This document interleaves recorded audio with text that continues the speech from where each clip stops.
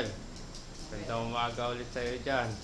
Ito na naman kami dito sa Pasyo, sa former Dipayo, ngayon na Rescue Eatery. Ito ang kusina natin. Nakaw! O Diyos ko po, nakikirimarin.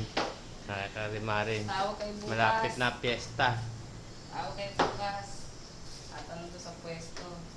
Yan, yung pwesto sa Padengke raw. Meron nga nakakagusto. May nagkakagusto.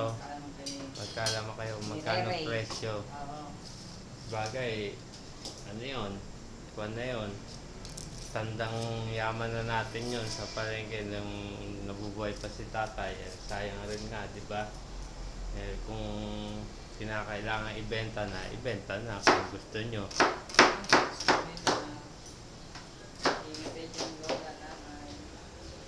Kasi nga, ano bang menu today? Paksiw na menudo. na Pakbet. bangus. Ang gusto ni Lola, yung pakbet la. Pakbet la. Hintayin dyan ha. Dadalhin sa inyo ni Kuya. Express yan. Ito, nakuha yung paborito mo. Pero huwag kang kakain malibig yan. Yung sinigang na hipon. Kakao. Sinigang na hipon. Hipon, Wen. Masarap yan. Yan. Siguro naman hindi kasi nilaki ng ano yan. Ayan, nasupot.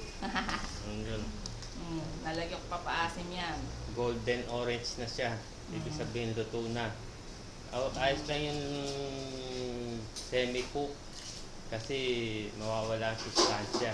Huwag naman yung hilaw. Patis, ang palasa. Yung luto lang, ang daming patis nun na. Hindi kaya umalat yun. Lalagyan pa ng... Yan, lalagyan pa paasim yan. Datakot si Kuya pag ang lalagyan seasoning eh. Paano ba naman yung... Baka, hindi na kumano yan.